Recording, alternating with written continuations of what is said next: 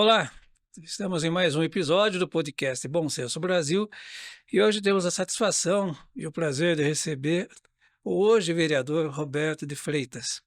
Ele que é advogado, presidiu o Parque Tecnológico, até pouco tempo trabalhava no staff do hoje senador Marcos Pontes, né, o astronauta. E nossa pauta hoje envolve assuntos diversos voltados a questões políticas de interesse, né, como é o mote aqui do projeto Bom Senso Brasil, e a gente espera colher aqui as impressões, as leituras e análise do vereador. Vereador, a gente quer agradecer muito o seu presente, seja muito bem-vindo ao podcast Bom Senso Brasil. Desliga isso, rapaz. Para. Bom, Que eu falo não precisa usar cola, não, não precisa usar cola. Cartão aqui do jiu-jitsu. Sinta-se em casa, uma honra tê-lo conosco. É um prazer enorme, né? Antes de entrar aqui, eu fiz uma gravação ali para minha rede social, dizendo que estou muito feliz, Antônio, Luiz, né? Porque são pessoas que a gente conhece, que tem uma história aqui na nossa cidade. Antônio, eu conheço ele da época do Cruzeiro do Sul. Se não foi o maior, está entre os maiores jornalistas que tem aqui na nossa cidade, né? Pela capacidade que você tem de trazer as informações, muitas vezes complexa, de um jeito fácil para a população, né? Descrevendo Naquela época não tinha inteligência artificial, né? Hoje a gente tem muito jornalista de inteligência artificial. E Luiz Barbosa, um advogado aqui respeitado, que tem um conhecimento muito grande na parte constitucional, na parte pública. Quantos cafés já tomamos juntos, né, Luiz? Sempre falando, né, desenvolvimento, falando como melhorar a nossa cidade, a nossa região. Luiz é um sonhador de um lugar melhor para a gente viver, de progresso, desenvolvimento econômico. Estou muito feliz de estar aqui. Recebi esse convite pela segunda vez, a primeira não pôde, É né, verdade. tive um compromisso, mas na primeira oportunidade, estar aqui com vocês é muito bom. Vamos começar então. Vamos lá. Como é que o senhor avalia o panorama político atual que a gente está vivendo aqui? A gente vive um ambiente ainda polarizado, ainda demandando aí costuras políticas, um legislativo que briga com o executivo, que briga com o judiciário. Como é que está a situação do país hoje? Zé, eu tive a sorte, né, de ficar um tempo em Brasília, fiquei 4 anos em Brasília. Nesse período de turbulência que a gente passou, eu estava assim nesse centro mesmo, né, vendo tudo acontecendo ali, a história acontecendo, pegando fogo, como diz a frase popular, né?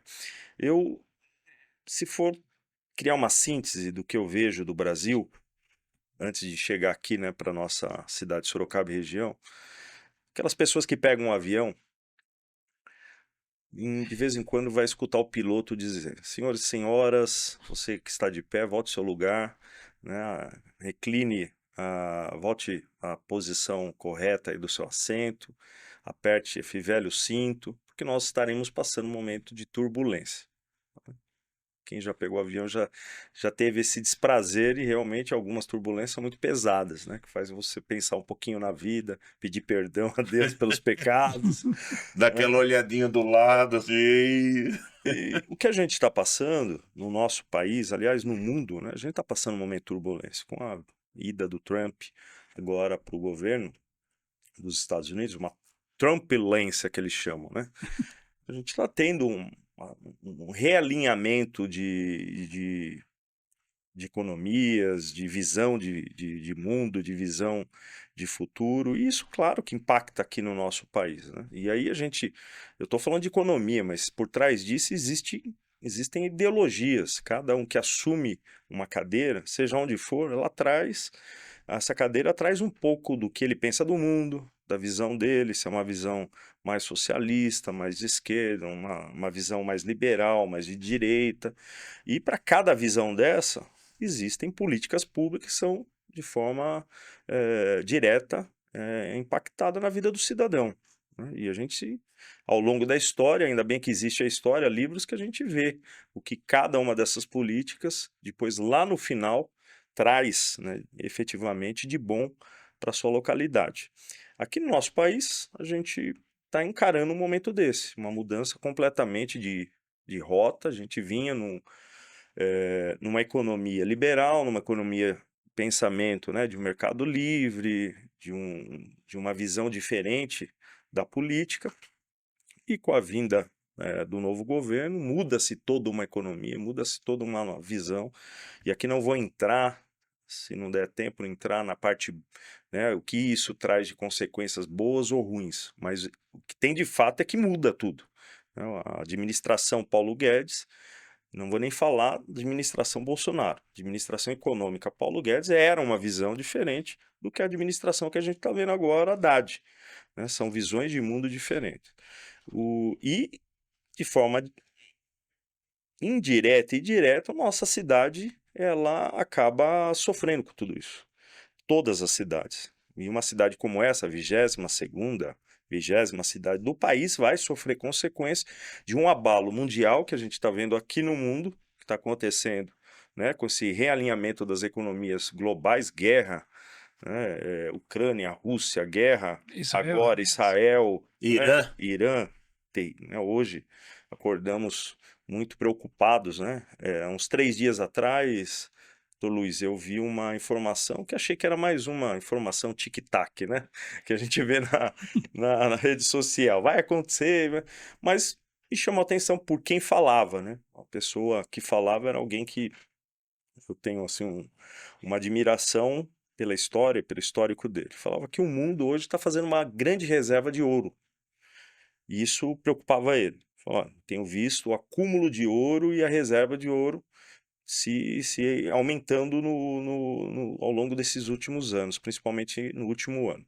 O que significa que quando há um acúmulo muito grande de ouro, por trás disso há uma justificativa, né? Toda vez que aconteceu isso é porque ia acontecer uma grande guerra, né? Acontecer algum momento, Conflitos, situações que a economia situações. entrou em colapso, então você se mantém em um lastro ouro, que é um lastro forte e sustentável, vamos colocar assim. Exatamente, né? E ele traz essa preocupação de falar, me preocupo porque quem faz isso sabe o que está fazendo. Então a gente está vendo um ambiente, né, que não é um ambiente normal, não é um ambiente controlável. Há um tempo atrás, no ano 2000, tinha uma expressão chamada VUCA, né? Uma expressão que foi trazida muito por conta da tecnologia, de volatilidade, né, de incertezas, de ambiguidade, e a gente está vivendo isso, incerteza, né, ambiguidade, né, muitas vezes um fato que acontece lá acaba tendo consequência num outro ponto do planeta, né, na cidade de Sorocaba, nas cidades vizinhas, né, num país, e a gente está vivendo um momento incerto aqui. Isso é fato. É isso. Você colocou uma palavra final, fato. Isso é Tá? fato. E aí dentro desse fato, aí dentro do que está acontecendo, que assim, o que acontece? Nós estamos falando, por exemplo, da guerra temos aí a guerra da Ucrânia, temos aí a guerra que se iniciou aí Israel-Irã, tá? Ela tem uma motivação, tá? Ela tem uma motivação, mas também existe uma ligação da guerra Irã-Israel com a Ucrânia e Rússia? Tem, tem. As pessoas não perceberam muito, algumas pessoas percebem. Tá havendo um problema ali, né, na questão de fazer um acordo Ucrânia e Rússia. Aí o que acontece? Israel vai lá e ataca o Irã. O Irã vai parar de mandar arma para a Rússia. Um dos grandes fornecedores de drones da Rússia é o Irã. Agora ele vai ter que se defender. Então você criou uma situação aí em que você começa a tirar. Ninguém olha muito isso aí. Quem mais vê a questão de estratégia militar vê isso, tá? Em um momento também que a União Europeia autorizou a Ucrânia a utilizar armas de longo alcance, tá? E aí se vai a questão do ouro, que eu ouvi também essa situação. Existe um medo Existe uma preocupação muito grande por conta principal das grandes potências, né, não da China. As pessoas falam: "A China tem um potencial bélico muito forte", mas eu sempre coloquei: China gosta de dinheiro. A China não quer perder mercado. Só que hoje China gosta de dinheiro, é isso, mas ela tem um poder militar muito grande, tá, ela tem. Só que Rússia, infelizmente, nós temos um louco lá, tá, nós temos um louco. O Putin, eu tenho até cuidado de falar que eu posso ser envenenado, né, que quem fala mal do Putin morre envenenado. Mas é verdade, é verdade. Então esse medo de que alguém aperte um botão é grande hoje. É muito, muito, muito grande. Tem um livro, não sei se é do Taleb, um livro que eu li um tempo atrás, o livro ele trazia uma concepção assim de visão de futuro, né, do que ele pode esperar do mundo. E ele falava que antigamente tinham 3 formas que as pessoas poderiam morrer e que hoje isso estava, praticamente, resolvido, não teria mais essas condições, o mundo estaria com outros desafios que não eram esses. Primeiro era a fome, muita gente morreu de fome no mundo. O segundo eram guerras, né, haviam guerras, as pessoas morreram muitas pessoas, milhares e milhares de pessoas na guerra. E o terceiro era doenças, né, a gente via algumas epidemias aí no mundo, né, pandemias, que acabou dizimando boa parte da população. E aí ele traz esse raciocínio, contando um pouco dessa história, e depois fala: olha, hoje o mundo não caminha mais para a guerra, hoje a tecnologia está muito avançada, a questão da doença, vacinas e tudo mais, tem avançado muito, então acho que poucas pessoas no futuro teremos mortes grandes por conta de problemas de saúde, e de fome também, o mundo está resolvendo o problema da fome e tal, né, há um grande clamor. Olha como a gente vive no mundo incerto. Possivelmente escreveu isso lá em 2000 antes de 2010, né. Hoje, mais do que nunca, né. A gente passou agora por uma pandemia, Zé, né, que mostrou que nós somos Foi. vulneráveis. São pessoas que não temos controle realmente de nada. E dizimou aí boa parte da população. Estamos perto de uma terceira guerra mundial, doutor Luiz. Sim, Né? infelizmente é um fato. É isso, né? Qualquer pessoa, como você comentou, para apertar um botão. Aliás, quem puder escutar a declaração do líder de Israel, o Benjamin, assim, Netanyahu. é pesada, né? Você escutar o discurso dele agora pela manhã, tiver um tempinho ali, uns 10 minutos que ele fez de um pronunciamento, é pesado, falando: olha, se a gente não fizesse isso, o Irã possivelmente construiria aí nos próximos Dias. dias, né, anos, ou menos Dias. de um ano, armas nucleares. Ele já estava hoje, com um potencial para fazer, já estava produzindo de 60 a 70% urânio enriquecido, 70. E o enriquecimento do urânio, quando você chega nesse nível, para você chegar aos 90%, que é o da bomba, as Ah, centrífugas elas conseguem. Então, os vetores, eles já tinham, eles têm mísseis. Faltava o quê? Esse enriquecimento que já chegou vamos dizer assim, na fase final. Aí se colocou: "Não, estamos aí em questão de dias". Mas aí também tem outras, né, como eu falei, tem outros interesses por trás. sim, claro. Mas que existe E essa por trás disso, existe aquele versículo, né, que fala que o mal de todas as coisas está dentro do amor ao dinheiro, amor ao poder, né? Nós sabemos disso. Por trás disso há um interesse muito grande da economia, muito grande da riqueza. Se a gente pegar um tempo atrás, 2008, por exemplo, né, quando aquele grande banco, Lehman Brothers, né? Lehman Brothers? Lehman Brothers acabou quebrando o mundo. Estados Unidos e China, a China não tinha, não assustava ainda, né? Era um país que estava em crescente, mas a boca do jacaré começava a se abrir. É Ali é verdade. um momento onde a China criava ali uma perspectiva de um PIB gigantesco, né?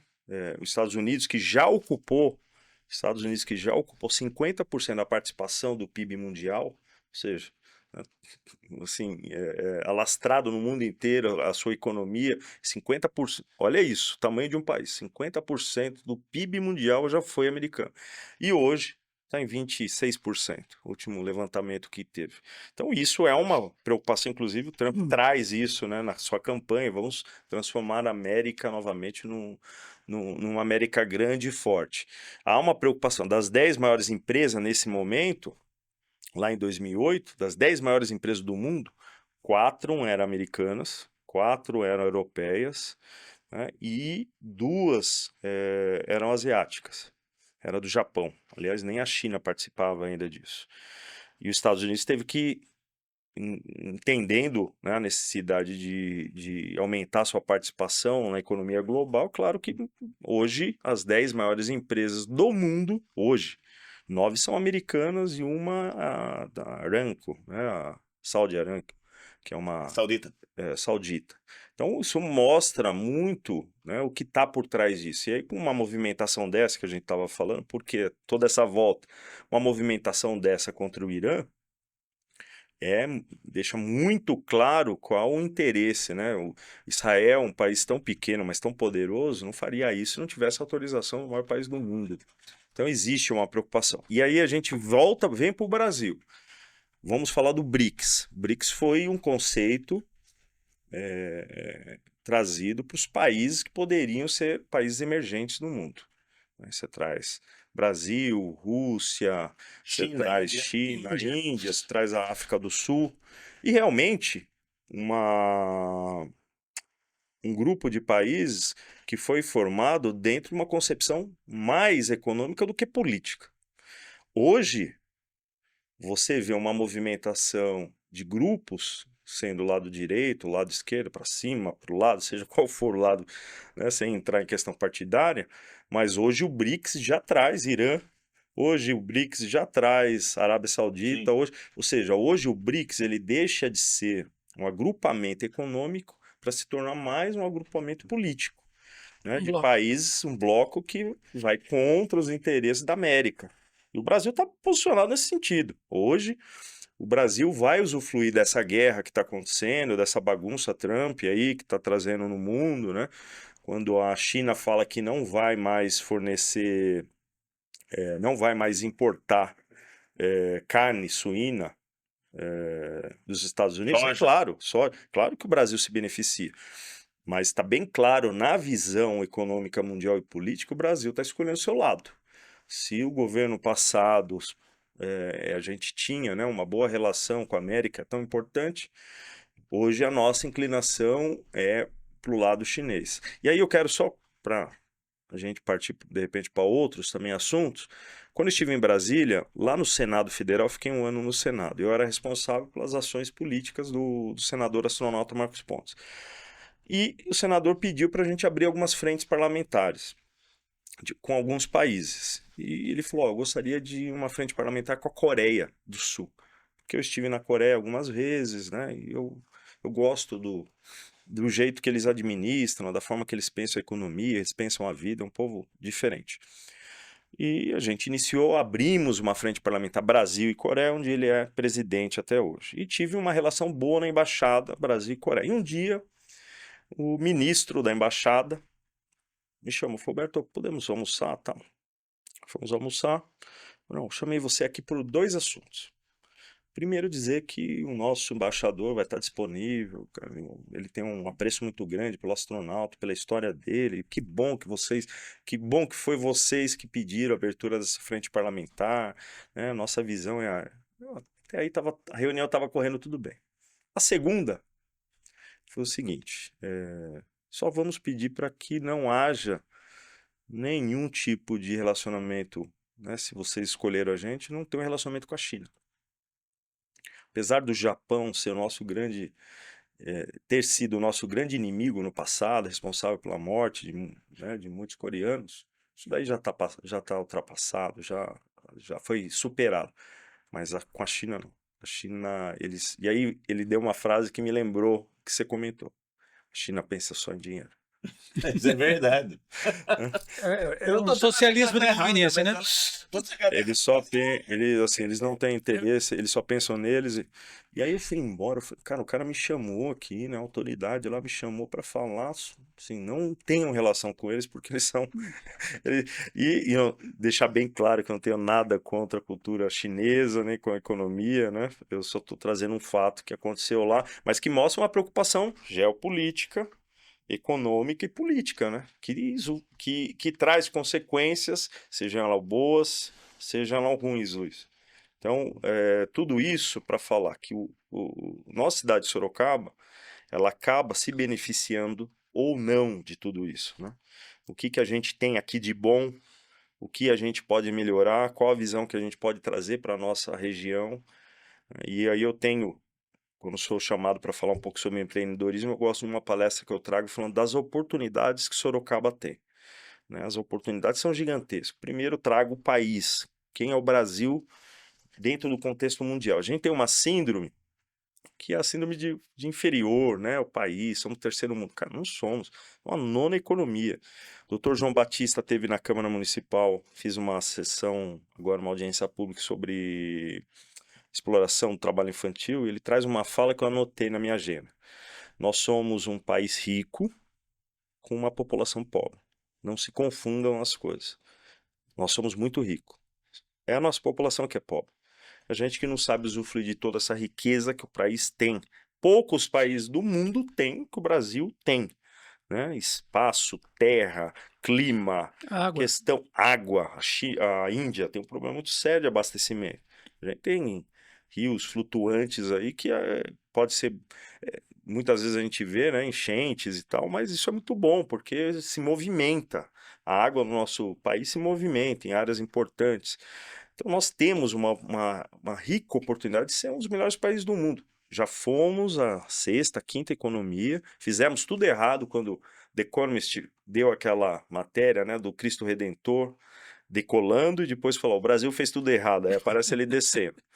Por que isso? Eu quero trazer aqui para a nossa visão municipal. Porque o administrador, ele é o cara que toma decisões na vida. E administrar é tomar decisões. É orçamento, você toma decisões. Eu faço isso, eu faço aquilo, o que é mais importante e como eu vou fazer. Ou eu olho para amanhã, ou eu olho para daqui 5, 10 anos, deixo de ganhar aqui, mas ganho lá na frente a longo prazo. Infelizmente, a política, você vai achar poucos que pensam assim.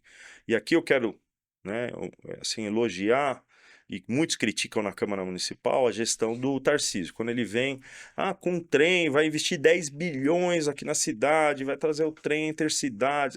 Mas ele não tem que ver agora, tem que ver o bom prato aqui, tem que não sei o quê. Deixa de investir, outros investiram. Ele não vai colher o fruto desse trem, porque isso aí vai sair lá 2035, vai estar implementado aqui em Sorocaba, 2030, sei lá, né? Se não fugiu, mas assim, não vai mais governador, mesmo se ele for na reeleição, ele não vai ver isso concluído.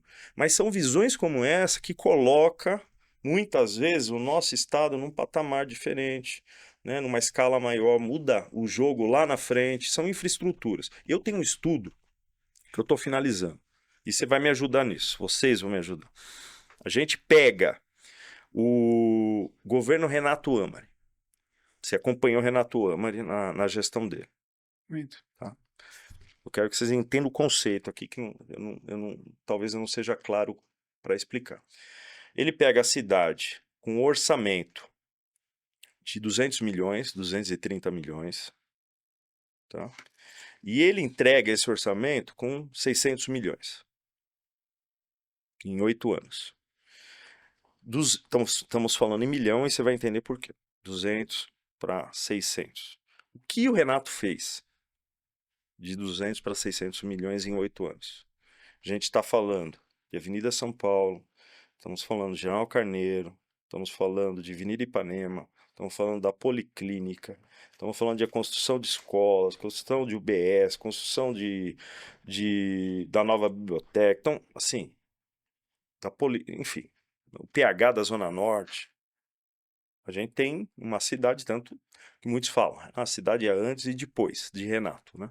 Com todos os seus problemas, né, suas polêmicas, vou deixar de lá. Aí vem o Vitor Lippe, pega 600 milhões, entrega a cidade com 1,8 bilhão. Duplicou o orçamento, estamos falando em bilhão já. Aí vem Sorocaba Total, né? Vem Ulisses Guimarães, vem construção de Sabe Tudo, que hoje está tudo parado, construção de novas escolas, blá, blá, blá. Faz também uma revolução na parte de infraestrutura. Aí nós pegamos 1,8 bilhão e entregamos para o Panunzio, que ficou 4 anos. Aí o Panunzio entrega com 2 bilhões. Não cresceu, muito por conta também desse problema mundial de crise, né, que estourou na época. Muitos falam que se não fosse o Panunzio a cidade teria quebrado, ele teve que enxugar, puxar, fechar, foi muito criticado. Aliás, eu sou um crítico do Panunzio, mas muitos na parte fiscal elogiam.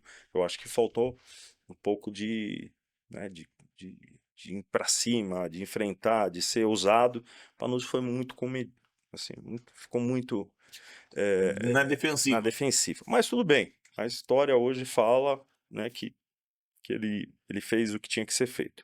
Aí veio o Crespo Jaqueline, não vou entrar no assunto, também a economia chegou a 3 bilhões nesse período, né, brigas, problemas diversos, teve seus pontos positivos, seus pontos negativos, pandemia. Tá. Aí entra governo atual, governo Manga. O governo Manga pega com 3 estamos falando em bilhão. Pega um governo com 3,2 bilhão e salta para 5,5. Agora tivemos uma correção na LDO para 5. Que seja 5 bi. Diferente de lá, de Renato, de 200 para 600 milhões. Estamos falando de bi. Certo. 5 anos de governo, 4 anos e meio. Assim, a quantidade de dinheiro, o salto na economia, que não depende do governo, cidade estruturada, né? Depende, claro, se o governo não atrapalhar. Mas não vejo grande obra. Não vejo, assim, grandes realizações, sabe? Por quê? Diferente de um Renato Amari, porque o Renato Amari, eu vou fazer a comparação sim pelo que eu lembro, tá? Que eu acompanhei muito o governo Renato Amari. Era muito crítico do Renato Amari em algumas situações e meio ambiente, mas isso é um fato. Muitos consideram Sorocaba antes e depois de Renato Amari, porque tem muitas obras, ocorreram muitas melhorias na cidade que eram visíveis. O que você está falando hoje é o que existe. Zona Norte, né? Vamos falar a construção da Zona Norte. Remodelou, é verdade. Você não tem muita visibilidade em alguma coisa mais Sim. factível, é isso, né? Hoje eu não vejo assim, obras vultosas que mudam o conceito da cidade. É claro que eu vou trazer o ponto positivo do atual prefeito. Também nunca teve um prefeito tão próximo do povo, que estivesse na rua, tivesse o carinho, tivesse a empatia com rede social, com tudo isso, né? Isso não tem discussão, tanto que hoje o Brasil inteiro conhece ele. Mas eu estou falando de dados e de gestão. Dados e gestão. Então, para mim, fica muito claro que tem um problema muito sério, né? Quando a gente falava que o Brasil que estava subindo e depois voltou, tem uma motivação. A popularidade, o populismo, ele é uma cadeia que te aprisiona. E que o político, ele infelizmente, às vezes não consegue sair. Por quê? Para tomar decisões numa parte de gestão, você precisa tomar decisões que nem sempre agradam. Eu lembro que o Renato tomou algumas decisões pesadas, né? Pesadas. Entrou no governo já demitindo 900 funcionários públicos. Aliás, eu acho que leva essa lembrança até hoje. Quantas pessoas foram prejudicadas por um ato como esse? Mas Tem um porquê. você pega um Luiz Leite, ele dá justificativo o quanto isso, né, ajudou a equilibrar as contas do município naquele momento, porque naquela época a prefeitura, ninguém queria vender para a prefeitura. A prefeitura atrasava pagamento, a prefeitura atrasava pagamento de funcionarismo público e tal. Então existia realmente um grande problema em relação a isso, a enxugar a máquina pública. O populismo, ele não deixa você fazer o que deve ser feito. E eu vejo minha crítica ao governo atual é que é um governo populista. Então, assim, não toma decisões muitas vezes que tem que ser tomado. para poder resolver um problema que esse é um problema de curto prazo, mas que vai alcançar lá na frente e vai dar qualidade de vida à população um pouquinho mais. Eu tenho defendido na Câmara, Zé Antônio, que a gente consiga, por exemplo, a cidade está precisando, né, de uma revitalização. A gente está vendo. Assim, eu tenho visitado UBS, eu tenho visitado creches, eu tenho visitado escolas, os prédios públicos municipais que ultrapassam aí 500 prédios públicos municipais, muitos deles são vitais. Nós estamos num processo hoje de clima, você falou de meio ambiente, que não dá mais para você deixar uma criança dentro de um caixote. Às vezes a gente chega para fazer uma vistoria numa creche, eu tenho que tirar o colete, eu ando com colete, às vezes se eu tiver eu tenho que tirar porque o calor é grande. E ali tem criança de 0 a 4 anos, 3 anos, 4 anos de idade. Os profissionais, às vezes, eu fui numa escola aqui que o refeitório dos professores é ao lado do banheiro da escola. Então os professores falaram, Roberto, aqui é a janela, olha aqui a janela do banheiro. E o cheiro chega aqui, a gente não consegue ficar aqui. Você não dá qualidade para quem está prestando o serviço e é o responsável de ser o maestro dessa situação. Você chega em UBS, que às vezes não tem lugar para o cidadão sentar. Não tem um ar-condicionado, o cara já chega com suas mazelas, seus problemas e a população não consegue sentar. Não tem maca, né? Não tem um ambiente adequado. Você vê maca no chão. E eu tenho defendido centros esportivos. Está acontecendo agora lá uma audiência pública sobre centros esportivos. Se pegar o Centro Esportivo Vila Gabriel, Maria Eugênia, Pitico, Jardim Simos, o Vila Gabriel, a pista de atletismo lá não existe. Já foi uma bela pista de atletismo. Hoje, o local onde a quadra de futebol, onde tem vários projetos acontecendo, inclusive de boxe com o Juliano, que é um campeão mundial, sul-americano, que dedica o seu tempo, o seu dom com jovens, sem estrutura. Então, quando a gente vê tudo isso, ao invés de eu ficar fazendo empréstimos para algumas situações, porque a gente sabe que o orçamento às vezes não sobra para você fazer grandes obras. E muitas deles têm que vir por meio de empréstimo, apesar do Renato não ter feito nenhum. Quando você vem com uma possibilidade de empréstimo e a cidade tem uma saúde financeira adequada, por que não a gente, antes de querer construir coisas novas, né, fazer uma revitalização nisso que já existe? O nosso SAI, que já foi a terceira maior companhia de saneamento do Brasil, em índice de qualidade, hoje a gente está em 13º. Hoje a gente está com um problema de entrega de hidrômetro. Para quem está vindo para Sorocaba, vem para Sorocaba, mas falta hidrômetro para a pessoa construir a sua casinha lá. Está demorando um mês. Você A viu a média. crítica, né? Ele colocou a bola na marca do pênalti. Ele colocou a bola na marca do pênalti por uma questão que é curiosa. Esse posicionamento, com maior ou menor variação, ele é muito parecido com esse idêntico da ala esquerda que hoje compõe a Câmara. Eu tô enganado ou existe um ponto de convergência aí entre os dois setores aí? O vereador é sabidamente da ala de direita, tem e defende liberalismo na economia e outras pautas. Mas existe esse ponto em comum mesmo? Se não, qual que é a diferença da crítica aqui e de lá? Antônio, não existe assim, alinhamento combinado. Existe visão de cidade. E olha que eu sou líder. Eu sou líder do PL na Câmara Municipal. Somos em 3 vereadores. Tá?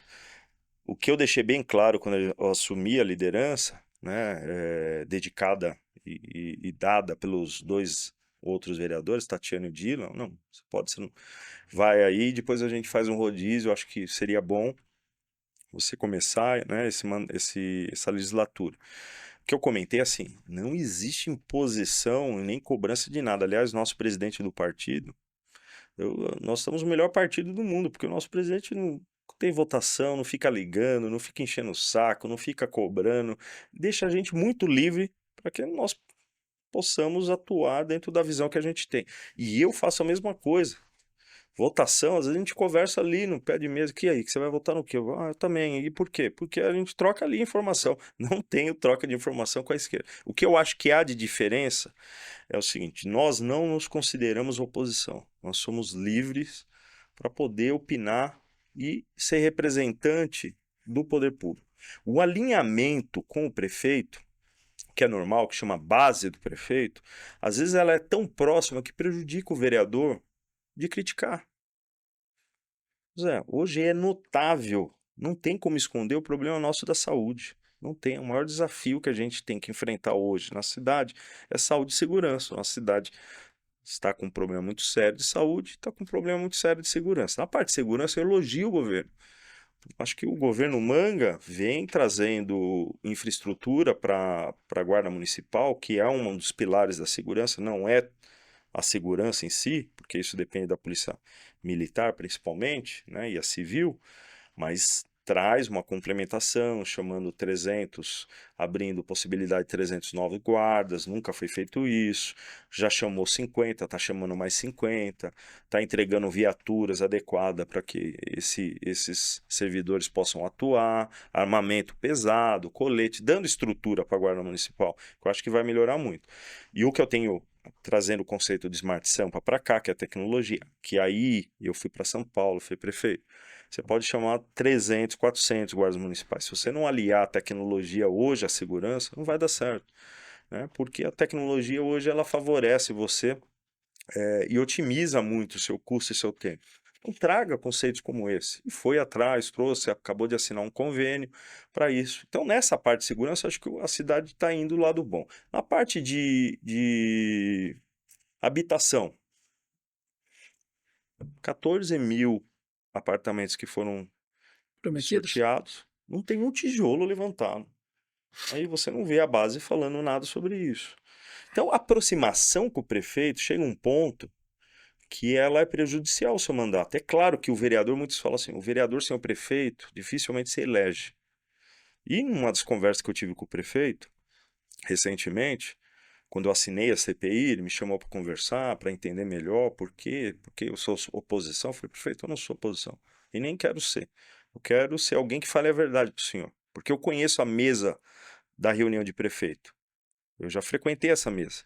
Ficam lá 20, hoje 27 lá, né? Aumento de uma estrutura administrativa que nunca a gente teve antes, mas está lá 27 sentado, muitas vezes sem coragem de falar a verdade. O Luiz é prova do quanto a gente sofria na nossa época. Ele ligava, eu pedia ajuda para ele. Quantos telefonemas? Luiz, vai lá. Luiz falava assim, cara, eu consigo ajudar, mas eu falei, viu, ninguém tem coragem de falar. O Luiz falou, eu tenho. Eu falei, então vai lá e fale. Né? Eu vou arrumar um tempinho para você bater 5 minutos de conversa e fale a verdade. Porque esse ambiente, né, ele, ou o líder, ele dá liberdade para os seus liderados criticá-lo, que é muito difícil isso. Você chega numa posição de poder que você não aceita crítica, isso é muito ruim. Você não tem uma gestão de compartilhamento de ideias, né? E eu entendo. Às vezes as pessoas que estão do lado falam, tá indo bem, viu? Ó, saúde tá ótima. Ó, educação, só elogio. Eu escutava isso e eu sabia que era mentira. Porque chega na hora, se você não tem, né, uma gestão de cobrança de resultado e de indicadores, você vai ficar só escutando bajuladores falando aquilo que ele quer escutar. Mas isso é, Roberto, não é problema de Brasil. Problema do ser humano. Eu acho que tem um Xi Jinping, eu acho que tem dificuldade de receber também uma crítica, um Putin também. Mas é questão de gestão, né, de abertura. O que eu vejo é é isso que eu falei para ele. Falei, prefeito, só quero falar a verdade e tentar ajudar. Não quero ser crítico por ser crítico. E aí que eu me diferencio, e a nossa bancada se diferencia às vezes da esquerda. Porque a esquerda, ela pegou um conceito de tá ruim por tá ruim. Tudo que faz tá ruim. Ah, tá ruim. Não é isso. Tem coisa que tá bom. Como comentei, eu nunca vi um prefeito que se relaciona tão bem com a população que nem ele. Ele abre uma quarta-feira para escutar a população e atende. Se você está ao lado dele, se eu ligar agora para ele, ele vai me atender. Ô, Roberto, ele é gentil, né? E ele é uma pessoa que escuta, ele é uma pessoa que vai te atender. Já tivemos prefeito que para conversar com ele você tinha que passar por uma série de burocracias. Não, o Manga é um cara acessível, né? Mas ao mesmo tempo, eu quero ter a liberdade de não ter os benefícios muitos que a base tem, que é de pedir alguma coisa e no outro dia as coisas acontecerem, às vezes por um pedido, né? De ter um cargo ou não, para poder ter a liberdade de ser a caixa de ressonância do meu público, né? Daqueles que confiaram o voto em mim, que me ligam, né? E falam assim, vem aqui, eu saindo daqui, final do dia eu vou ver o que está acontecendo com uma criancinha que está internada há 3 dias no PH, vou lá ver, né? E abraçar o pai e falar, meu filho, eu não consigo fazer muita coisa por você não, o que eu posso fazer é cobrar a prefeitura, porque não sou eu que assino a transferência, não sou eu que arrumo a vaga na UTI, eu não consigo transferir você para Santa Casa, não sou eu que faço, mas estou aqui para dizer o seguinte, estou cobrando, né? Estou tentando fazer gestão para que isso aconteça. São opções, Mas isso tem é o seu lado bom, tem o seu lado ruim. Eu prefiro entre ter o, a atenção do poder público, né, de ser um vereador próximo. Eu não sou convidado, por exemplo, para os eventos da prefeitura. Tem um preço você ser crítico. Ser enxergado como oposição, a oposição não participa daquilo que eu faço. Tem um preço. Mas entre não receber convite, não participar das inaugurações e escutar o povo e ser essa caixa de ressonância dos problemas, eu prefiro estar aqui. Então, é isso Mas que eu ia aí- perguntar, faz falta não ir no evento? Não, não faz falta, né? Não faz falta, mas nenhuma. Mas você entende que Desprestígio? o que eu fico chateado, e uma chateação política, não é pessoal, não. É que a administração não nos vê como alguém que poderia ajudar. Esse é o meu problema que nós temos no Entendeu? Brasil hoje, que é aquilo que se chama esquerda, direita. Porque assim, quando você vai em um país, que hoje nós temos aí, não é esquerda, direita, nós temos um extremo aqui e um extremo aqui. É. Você tem países, por exemplo, você vê você vai no Reino Unido, você tem dois partidos, né, que é o trabalhista E o e o conservador? conservador, tá? Eles inclusive se alternam. É outro grande problema que a gente tem no Brasil, os 500 partidos, né? Mas quando existe uma questão que é crucial para o país, não tem esquerda, direita, conservador, ortodoxo, heterodoxo. Existe uma conjunção, existe uma união de interesses. E no Brasil,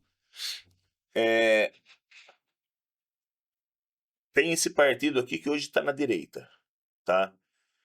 Aí ele faz uma coisa boa. Não, não, tá ruim. Esse aqui fala que tá ruim. Não existe. Se a esquerda faz alguma coisa boa, o pessoal de direita fala: não, não, isso aqui tá ruim. Não existe um bom senso que a gente. É o projeto nosso Bom Senso Brasil. Ter bom senso. Gente, vamos ver o que é bom. Porque o Roberto, ele é de direita, mas essa ideia, o que ele falou é interessante, nós temos que ver, temos que Sim, analisar. claro. Porque o que ele está falando interessa, inclusive, para mim como cidadão. Ah, mas o Zé Antônio é de esquerda. Olha, o que o Zé Antônio falou aqui é um problema social. Tá?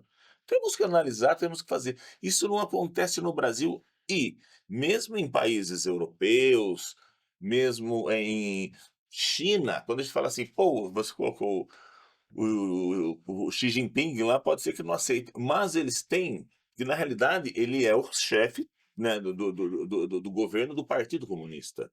Mas o Partido Comunista, ele tem lá os 300, né, a gente chama até dos 300 lá de Esparta, existe uma comunhão, e na China principalmente. Na China, principalmente. Não que eu seja comunista, que eu não sou comunista nem aqui nem na China. Isso é uma coisa que eu não posso fazer comunismo. Mas nem a China é comunista. Nem a China é comunista. Esse sabe? comunismo da China. Nem a China é comunista. Nem a China é mais Cuba é comunista. Cuba é comunista, tá? E aí que a gente vê, por Coreia exemplo. do Norte. E aí a gente vê, por exemplo, a gente vê pessoas ainda de extrema esquerda. Não, Cuba é uma maravilha. Eu escutei isso. Vai, No cafezinho agora da Câmara, esses dias, uma vereadora, começamos a conversar, né? E ela, não, Cuba é o melhor país que tem. Não, você... Cuba, o problema de Cuba é os Estados Unidos. Se não fosse os Estados Unidos, Cuba seria o melhor país do mundo. Porque Cuba, olha lá a área médica de Cuba, olha a educação. As pessoas querem boa educação, querem saúde, querem moradia. Cuba é mas morar lá ninguém quer. Ninguém quer. Eu não vejo navios, barcos Eu americanos, tenho trazendo amigo americanos morar em Cuba. Eu tenho amigo que foi para os Estados Unidos e no roteiro ia passar 5 dias em Cuba. Papai ia para Miami, Miami ali para Cuba, né? Key West é pertinho, já tá ali, 2 pontinhos e ia para Cuba. E foi. Dos 5 dias, duraram 2.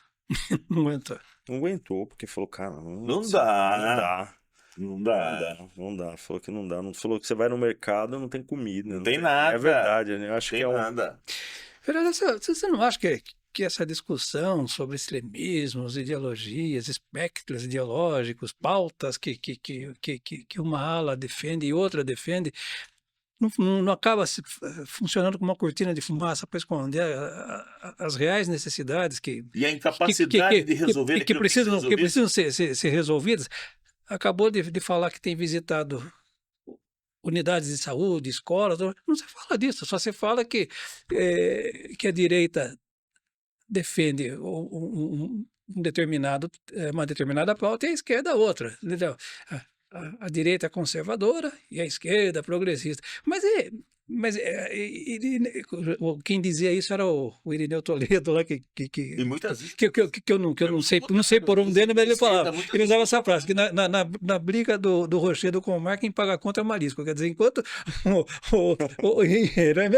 enquanto se discute, não, eu defendo essa pauta, e a população, como é que fica? E a UBS abandonada, e a escola? Não se está esquecendo um pouco disso? Eu acho que hoje sim, né? Hoje essa discussão muito que a gente está vendo, abrindo, né, os jornais todos os dias, principalmente nos últimos dias, realmente existe uma batalha muito grande. Não se fala mais de pobre. De posicionamento. E quem paga é isso. Zé Luiz, quem paga, ao final das contas, é a população. Né? Sempre.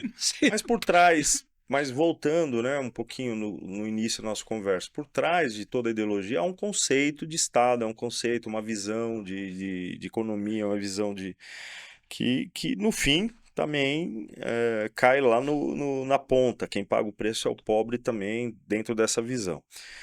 Mas eu acho que isso é o menos importante. Tanto, eu sou de direita, e eu falo muito pouco, né, cara? Me cobram. Por direita. Me cobram muito disso. Ah, você precisa ter mais posicionamento de direita, você precisa falar mais de conceito. Direita. O que eu evito é ficar trazendo conceitos, e não que eu não vá falar. Tá? Eu estou preparando, inclusive, algumas pautas para falar sobre isso. De uma Câmara Municipal ficar discutindo assuntos nacionais, sendo que a gente está com um problema aqui no bairro, tá com problema na UBS, tá com problema na escola, Então, entre ficar discutindo essas pautas nacionais e ver efetivamente o que está acontecendo lá na ponta, eu fico aqui na ponta, porque eu sou da área do empreendedorismo, desenvolvimento econômico, eu sou da área da inovação, da tecnologia, porque nos últimos anos eu trabalhei com isso. E quando eu fui eleito, eu achei que ia atuar muito nessa área. A área de desenvolvimento, o mercado liberal aqui, né, a gente trazer uma cultura de inovação, uma cultura empreendedora melhor ainda para a cidade e tudo isso. Eu não consegui. Até agora, 6 meses, eu me sinto frustrado por não conseguir falar sobre isso. Né? E quem me acompanha na rede social e quem me acompanha na Câmara, tá vendo que eu estou mais falando de saúde, de segurança, de organização de cidade do que de desenvolvimento econômico, porque eu não consegui ainda, Luiz. Porque não adianta eu ficar falando do empreendedor, você que é pequeno empreendedor, não adianta eu falar de inovação, de tecnologia, é tudo importante.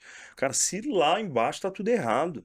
Para mim, a concepção não é questão só de planejamento estratégico, é questão de concepção de visão na área de saúde.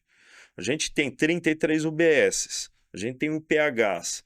UBS é um exemplo que eu dou, do Parque São Bento. Parque São Bento é um bairro com 70 mil pessoas, maior que muitas cidades, que 90% da cidade da nossa região. A gente tem uma UBS que não tem um pediatra.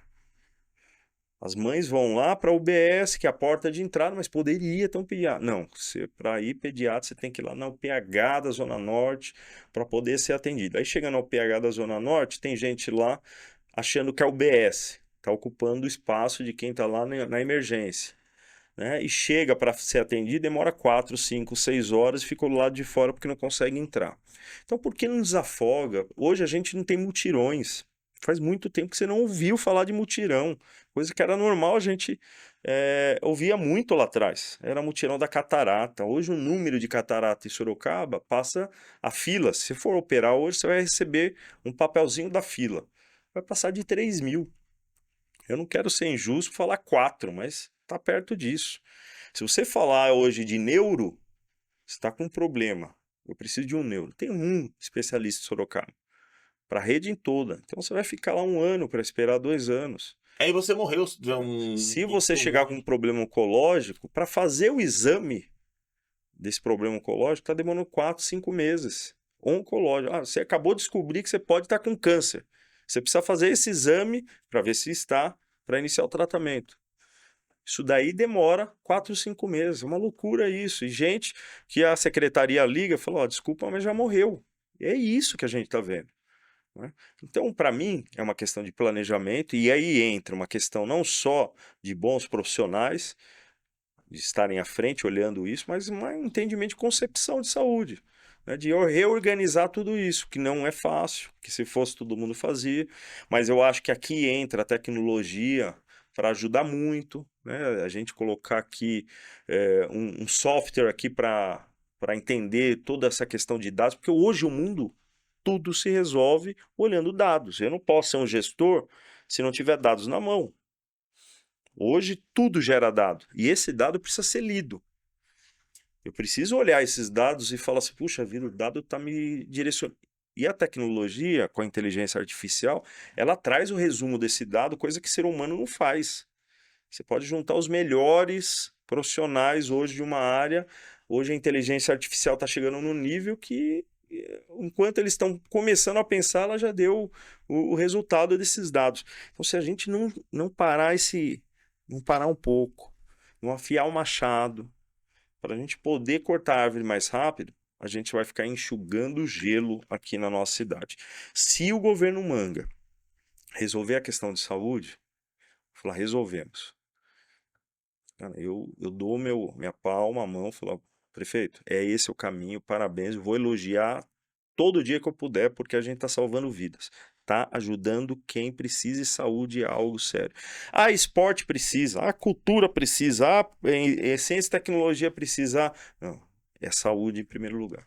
Vejo que a educação, por mais desafio que ela tem, está caminhando. Né? Hoje não tem creche em todos os bairros necessários, mas eles realocam em um lugar que pode, está tendo início de construção de algumas creches, reposicionamento, infraestrutura das escolas, não é a melhor possível, mas também não é a pior. Estão lá estudando, tem um conceito, tem professores, tem uma rede bem estruturada. Então, assim, dá para segurar um pouco. Agora, saúde não dá. Deixa eu abordar um tema, desculpa. Deixa eu fazer uma pergunta. Vai lá. Eu quero que você me fale. O que é ser de direita? Eu vou fazer essa pergunta. Quero saber. Visão de direita é mais um conceito de visão de mundo, tá? Nós olhamos para um mundo mais liberal, no ponto de liberdade econômica, não liberal de fazer o que quer, né? Diferente do progressismo. Olha o mundo com um conceito mais conservador. Eu acho que a questão conservadora ela é importante desde o princípio da história. Toda revolução que acontece, né, tudo isso, você precisa se armar para mudar as coisas, isso traz uma degradação de um conceito chamado família, que para mim é muito caro. Aqui eu vejo assim, uma guerra muito grande de ocupação de espaço das minorias. As minorias têm todo o seu direito de ocupar seus espaços, seus direitos, só que não pode atropelar toda uma sociedade que é conservadora. Né? Esses dias eu fui para São Paulo, peguei carona e a discussão foi essa. Pô, eu acho que essa minoria, né, citou, cara, eles têm que ir para cima mesmo, tem que pegar direito, porque não sei o quê. Eu falei, Na minha opinião, acho que as coisas vão acontecendo de forma devagar, não pode ser assim tão rápido, né? Na minha época, quando eu via algumas coisas acontecendo à luz do dia, eu ficava, né, receoso. Hoje, você não pode fazer com que as pessoas aceitem algumas situações de qualquer jeito. Precisa ter uma conquista, devagar, gradual. Toda mudança drástica é perigosa. Eu sou conservador nesse ponto de vista. Eu, Liberdade econômica. Eu não acho que o Estado, Luiz, ele é o responsável por cuidar de tudo na sua vida, né? Esse é um conceito socialista, de esquerda, que traz assim, cara, se você não pode, a gente vai dar, o Estado dá. E quando eu vejo um discurso na Câmara muito do conceito de, viu, tem que dar, tem que fazer, tem que... Sem olhar toda a questão financeira, estrutural, né, de gestão financeira, é fácil, você falar é fácil. É é o fácil. populismo É, de barato. você chegar, eu tenho um filho, o filho tem que estudar numa escola, seu filho tem que estudar numa escola privada, na melhor escola possível. Seu filho tem que estudar inglês, é obrigação do pai estudar inglês. Ah, seu filho tem que fazer balé, seu filho tem que ir na natação. Ó, seu filho tem que falar 3 línguas, ó, seu filho tem que... É fácil falar, agora é difícil fazer, né? Fazer. Pô, eu sou o pai, eu trabalho, eu sei o quanto... Não dá, né? E Ainda, desculpa, ainda dentro dessa colocação que o Luiz fez, Deus, pátria e família é o mantra da direita? é um mantra. É um mantra. É, eu acho que resume bem, né? Assim, os conceitos Deus, pátria, família resume bem o que é ser de direita. Mas assim, a gente já teve aqui conversando com o Dylan e ele colocou, né, ele fazia as perguntas para mim e assim, né? Você é de direita. Eu, né?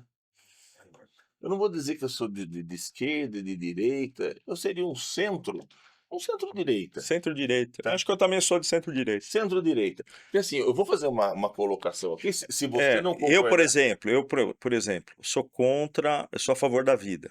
Me coloca já no Certo. centro-direita. Eu sou a favor da liberdade econômica. E liberdade econômica lá na ponta, eu acho, cara, que o Estado tem que cuidar essencialmente, apenas e tão somente de coisas que não tem como você delegar para o privado. Agora, tudo tem um preço, claro que se eu vou colocar saúde, por exemplo, na mão do privado, quem é que está fazendo a gestão da saúde? Como que eu cobro? Como é esse contrato? Aí se eu, né, você é advogado. É questão contratual, de que forma a legislação melhora para que eu contrate nem sempre pelo menor preço, mas por um menor preço, melhor técnica e melhor qualidade. Ponto, tá?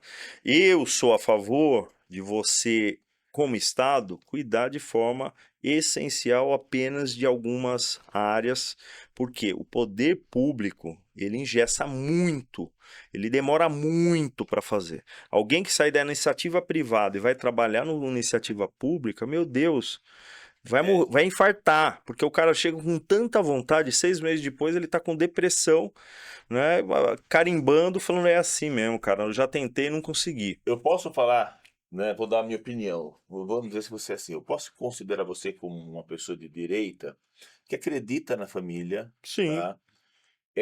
Acredita no empreendimento privado, tá? Mas acredita também que a Terra é redonda? com certeza.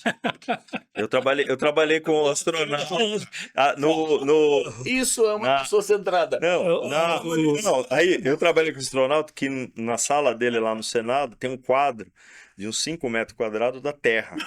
E ele tirou essa foto, então dá para ver que é redondo. Há muito tempo eu li uma entrevista da Hebe Camargo, né, na Veja, em que perguntaram para ela, né, que disse que uma vez, porque a Hebe era conhecida, coitado, né, pela maldade e pelas gafes que ela cometia. Uma vez disseram que ela disse que na Lua tem luar, né? O que não é verdade, mas não era isso. Eu queria falar outra coisa. Alguns dos nossos convidados que sentaram aí onde você está, Roberto, principalmente ligados ao setor produtivo aí, eles têm uma agenda de demandas e reclamações que são travas do desenvolvimento. E uma dessas travas é algo que você domina, que você tem conhecimento, que é o atraso tecnológico. Fala nisso. Nós estamos assim num estágio tão precário tecnologicamente falando, comparativamente a outros países. Não, nós estamos na indústria 4.1. O mundo já está na indústria 4.5, né? é inevitável, né? Quando a gente fala que nós somos um país de commodities, eu não fico preocupado muito com isso. Ah, nós somos um país que exporta muito commodity, né? Desde que a commodity tenha tecnologia, né? Quando falam da agricultura, o Brasil é a grande horta do mundo, né? A grande plantação do mundo. É verdade. Aliás, temos oportunidades diversas com isso. É, mas não tem problema, desde que aqui atrás tenha um produto agregado de inovação, de tecnologia e desenvolvimento, que a agricultura chegou nesse nível muito grande. Como que a soja, por exemplo, é tecnológica. Ninguém consegue bater hoje a nossa agricultura, porque lá atrás a gente teve uma Embrapa. Se você ler um pouco sobre a Embrapa, o cara que, esqueci o nome dele, eu até já tive reunião em Brasília, que ele estava presente. É o cara que parou e falou assim, viu? A gente tem que otimizar o máximo possível dessa terra com inovação, com tecnologia, com pesquisa. E é isso que a Embrapa fez. Ela conseguiu desenvolver tecnologia em muitos dos produtos agrícolas, onde a gente consegue entregar um produto de valor agregado, né, com um custo menor, né, e com uma produtividade maior. Quando a gente pega a economia criativa, o que é economia criativa? É do alfinete ao foguete. Mas significa o quê? Eu pegar um produto que não tem valor e transformar ele em algo que tem um valor agregado importante. Eu vou trazer um conceito fácil para todo mundo. Hoje você vai comprar 1 quilo de um peito de carne. Uma carne não muito comum, né? Você faz aí um bife, uma carne de panela, né? Sei lá, uns R$ 35, 40. A carne está cara hoje. Quando você pega um valor agregado nele, dentro de uma economia criativa, você transforma ele num brisket, que é uma carne americana, defumada. Esse cara que pegou uma carne de R$ 40, ele está vendendo a 120, a 150, a R$ 200. Isso é inovação tecnologia. Isso é você pegar valor agregado e transformar isso num valor que lá na ponta te traz ganhos importantes. A inovação e a tecnologia é exatamente isso. A gente tem que parar de ser consumidor. Nós somos só consumidores de tecnologia. E nós precisamos ser construtor, né, criadores de inovação e tecnologia. Quando eu estive na frente do Parque Tecnológico, se eu pudesse resumir qual era a visão que eu tinha, era transformar Sorocaba numa autoridade em ambientes de inovação e tecnologia. O que significa isso? Cada jovem uma startup. Olhando para cada jovem e falando para ele, meu amigo, você quer empreender? Se você quiser empreender, aqui você vai ter todo o apoio possível. Mais do que isso, não é só empreender. Você quer empreender entendendo inovação e tecnologia? Então nós vamos dar todas as ferramentas para você transformar a sua ideia num negócio inovador, em algo que amanhã possa fazer a diferença aqui para a nossa cidade, para a nossa população. Emprego. Nós estamos numa fase de grande emprego na cidade, aliás, no país. Estamos passando um momento bom em questão de empregabilidade. Aí eu olho para um outro fator, qualidade do emprego. Há uma diferença, eu tenho uma quantidade muito grande de empregos, pessoas quiserem, mas qual o valor agregado dentro de cada um desses empregos? Muitos são subempregos, inclusive. Eu tenho emprego ligado à inovação, à tecnologia, que paga, em média, um salário de 5 mil, média. E eu tenho a grande maioria dos empregos na cidade de Sorocaba com salário de R$ 1.800. O cara trabalha de domingo a domingo. Isso faz a diferença lá na ponta. Eu estive, por exemplo, em Recife, lá no Parque Tecnológico de Recife. Eles transformaram um centro degradado num ambiente de inovação, trazendo empresas de tecnologia e inovação, oferecendo emprego nessa área, que é a área STEAM, né, de ciência, tecnologia, inovação, matemática, que essa área é uma área muito importante de desenvolvimento, e eles transformaram aquela localidade. Hoje, falta mão de obra para essa área lá na cidade, e eles geram mais de 5 mil empregos com valor de salário agregado. Que ao final, a pessoa que ganha mais, ela consome aonde? Na cidade. E eu não poderia levar meu cachorrinho no pet, agora eu levo uma vez na semana ele para tomar banho. Quando eu faço isso, eu agrado meu cachorrinho, mas eu enriqueço um comércio local de alguém que acredita que aquela cidade é um lugar de oportunidade. Eu não comia uma pizza, mas agora uma vez no mês, no jogo do Coringão, né, que tá difícil, eu vou pedir uma pizza Ô, numa louco, você é sexta, no corintiano, sábado. rapaz? Ah, Aí eu começo a fazer os essa corintianos não moeda, vão ser mais a gente. eu começo a fazer aquela localidade a ser uma localidade rica. Quando eu pego uma prefeitura de Sorocaba que tem quase 1 bi de compras, e eu consigo fazer que aquela licitação, de forma indireta, beneficie os pequenos empreendedores da cidade, eu posso falar que o município ganha quando ele compra uma caneta de 1,20 na cidade, mas ele poderia comprar uma caneta de 80 centavos de Cuiabá. Cara, compra de 1,20 na cidade, você está ajudando o cara da papelaria. Quando eu faço uma licitação de cesta básica, aqui na cidade de Sorocaba, para 12 mil funcionários públicos, mas eu poderia dar um vale alimentação, um vale cesta básica de R$ 600. Essa cesta, metade do que está aqui, o cara não quer, não gosta, produto não é que ele gostaria, eu dou dignidade para as pessoas e eu faço o dinheiro circular na cidade. Então, quando eu falo de inovação e tecnologia, eu falo dessa circulação de dinheiro na cidade. É isso que faz uma cidade rica.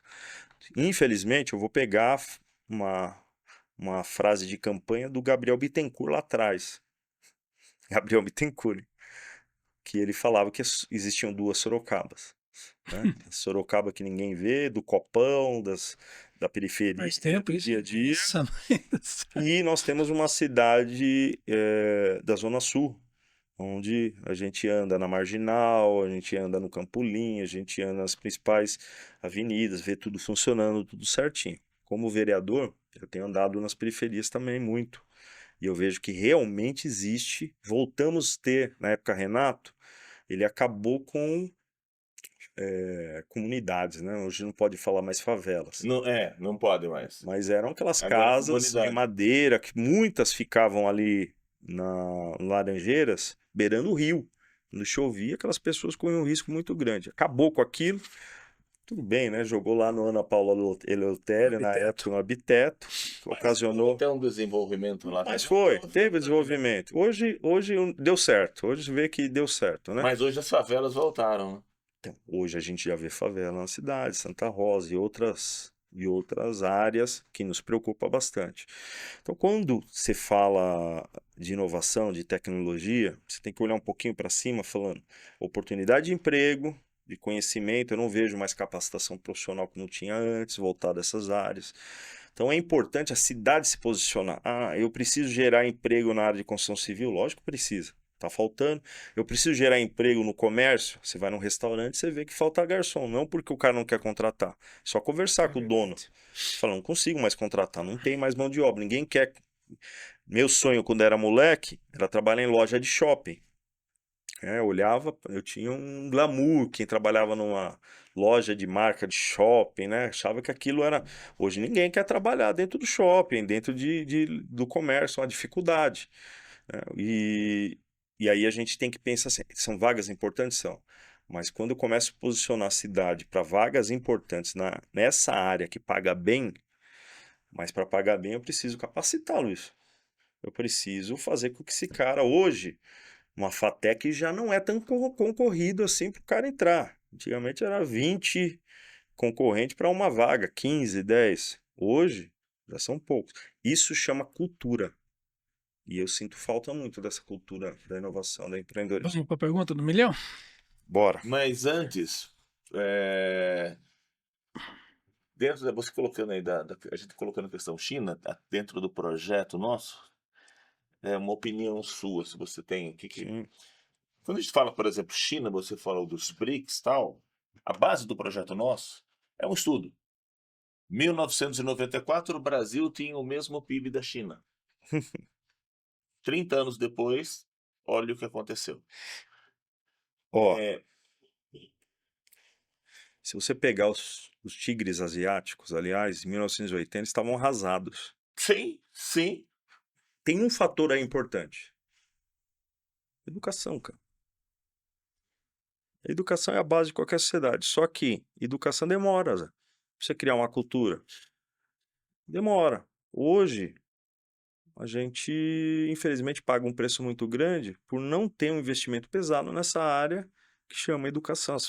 Os jovens hoje precisam, o único caminho saudável para uma vida de sucesso amanhã é você se preparar enquanto é cedo. Infelizmente, a gente tem um conceito muito ruim, é uma cultura brasileira. Se divirta, carpe diem. 16 anos, curta a vida, faça tudo o que você quiser, porque a vida é curta. Vai viver intensamente. Só que quando chega na nossa idade, a gente paga um preço de não ter estudado o quanto deveria, de não ter aproveitado as oportunidades. E é isso que o jovem precisa. Aí é cultura de transformar nossas escolas integral. Qual a diferença de alguém que entra numa escola 7 horas da manhã e sai 5 horas da tarde? O primeiro período está estudando conhecimentos gerais, né, específicos. Na parte da tarde, oficinas, itinerário formativo, seja empreendedora, seja para alguma área de ciência, de tecnologia, seja qual for a área, humanas. E de uma criança que vai numa escola às 7 da manhã, sai meio-dia e fica na rua. Aí vai voltar para casa, né, lá para o final da noite. Qual o futuro de um, qual o futuro de outro? Não preciso nem falar. Né? É assim, é claro que é diferente. Por isso que a gente precisa criar uma cultura da educação voltada ao futuro dessas crianças.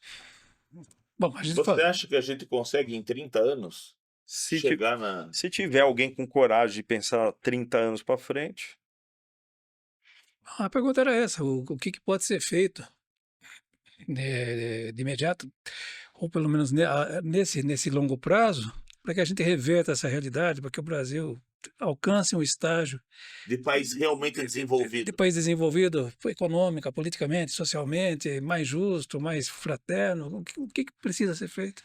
Não vai virar um país perfeito, mas que É. possa ser um país respeitado.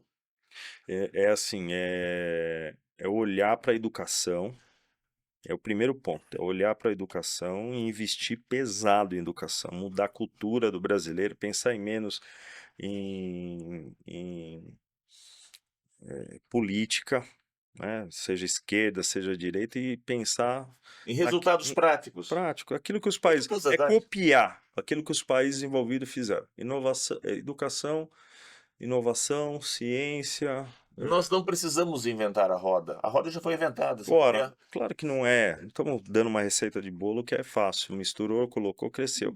Só que a cultura que a gente tem é: eu tenho que fazer coisa que me reeleja daqui 4 anos.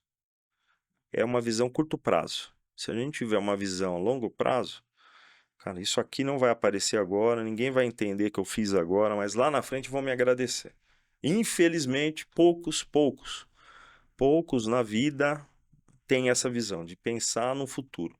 Isso aqui não me dá voto, isso aqui não me dá popularidade, mas precisa ser feito. Se eu fizer isso, daqui 30 anos nossa cidade vai ser diferente. Não tem isso. É só uma... Eu preciso fazer hoje, mostrar hoje e ter resultado hoje. Esse foi mais um episódio do podcast Bom Senso Brasil, que hoje teve a satisfação e o prazer de contar com a participação do vereador Roberto Freitas, que compartilhou conosco sua visão de mundo, sua visão política. Falamos de geopolítica, falamos de inovação tecnológica, falamos de polarização. Só não falamos mais porque o tempo não permite. mas foi um prazer recebê-lo. Muito obrigado pela participação. Seja sempre bem-vindo. O espaço está à sua disposição. Obrigado. Né? A gente tem esse compromisso como pessoas públicas.